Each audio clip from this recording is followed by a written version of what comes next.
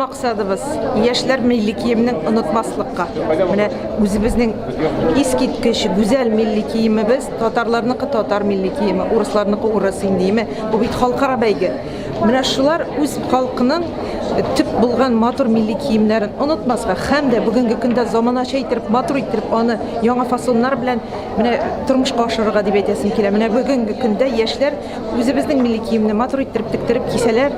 Менә безнең шундый хыялыбыз бар инде. Ничә уйлыйсың, шундый милли киемнәр бәйгеләре белән генә татарның милли киемнәрен саклап калып буламы? Була, нишләп булмаска? Нишләп булмаска? Менә бүген менә безнең монда килгән кунакларыбыз име, чит илдән килгән кунаклар бездән шапкатып тора. Менә бүгенге ясаган безнең менә бу күргәзмәләребез, милли кием, баш киемнәре, калфаклар, матур тукымалар инде, име, күлмәкләр, бөтенесе шаккатыргыч хәзер шаккатып бездән сорыйлар.